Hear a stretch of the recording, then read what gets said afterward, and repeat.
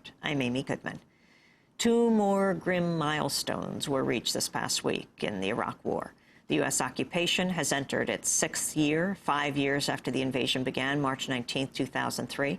Just days later, the U.S. military death toll in Iraq reached 4,000 when 4 soldiers died in a bombing in Baghdad.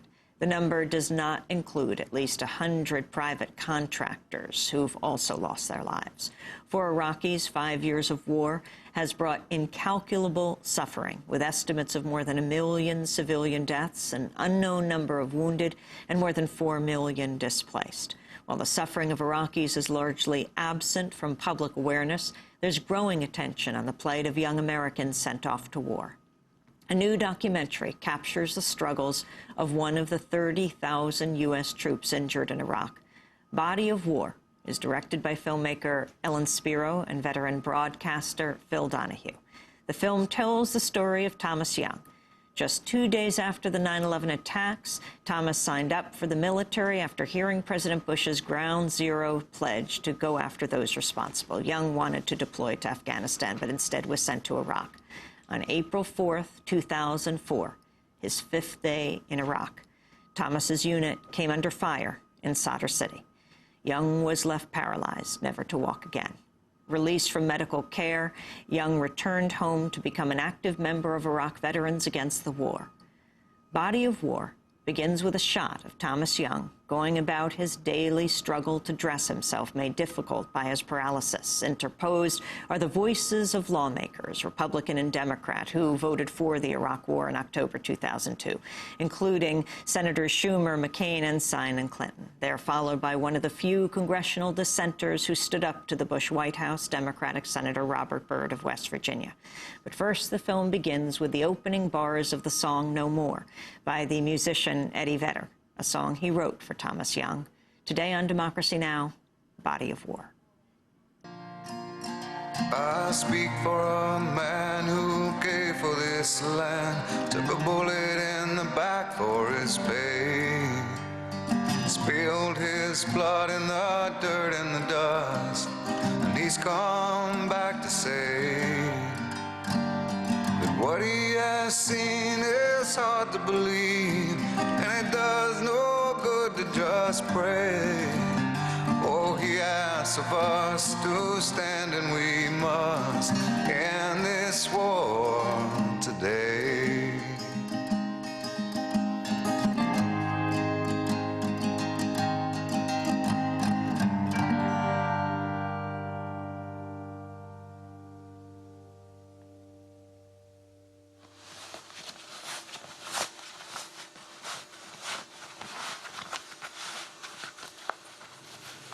Now, Mr. President, today we're faced with the most solemn decision a lawmaker can make, whether or not to authorize the use of military force.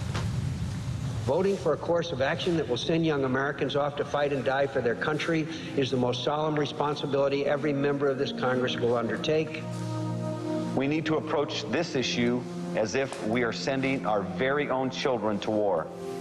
When he puts on that uniform, he's my baby. And I have fear. This is probably the hardest decision I've ever had to make. The great debate we begin today represents the opening act of a drama that promises to define the 21st century.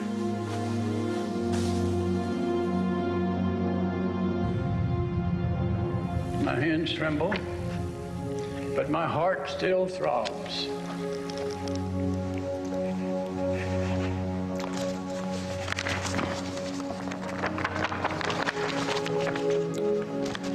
I read this quote. Naturally, the common people don't want war.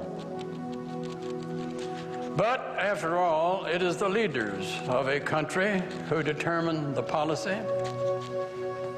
And it is always a simple matter to drag the people along, whether it is a democracy or a fascist dictatorship, or a parliament or a communist dictatorship. The people can always be brought to the bidding of the leaders. That is easy. All you have to do is tell them they're being attacked and denounce the pacifists for a lack of patriotism and exposing the country to danger. It works the same in every country.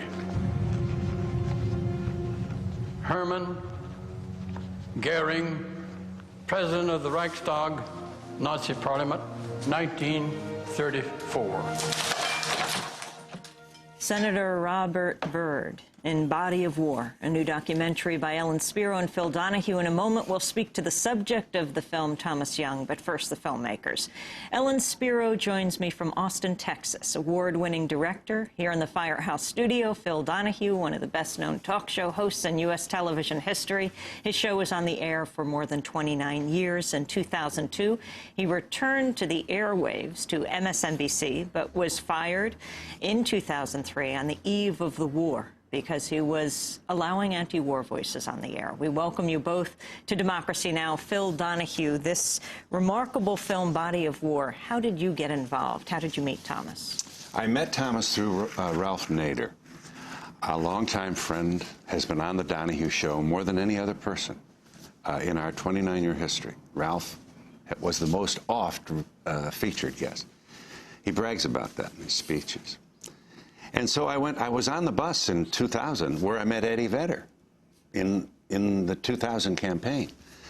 And then, of course, the roof fell on everybody who supported Ralph. So I went to see him after the 2004 election. I was not a part of that campaign. And he said, a mother at Walter Reed wants to meet me. Would you like to go? And like a week later, off we went, and I met this young man, and I thought, the American people should see this. And I nominated myself to try and do that. To make a film about Tomas Young. Right. He was paralyzed just 5 days in Iraq. He's a T4, so the bullet came down here and exited between his shoulder blades. So Tomas is paralyzed from the nipples down. And the closer you get to Tomas, the more this is the pain, this is the harm in harm's way. This is a drama that is taking place behind the closed doors of thousands of homes in this country, people who've sent loved ones to this war and have come back with injuries that alter the lives, not only of those who are injured, but the whole family as well.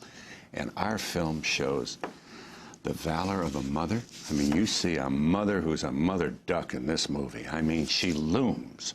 She checked the temperature, the blankets, everything at Walter Reed, never left his side. So this is a story of hope. It's a story of resurrection, this young man trying to come up from the ashes.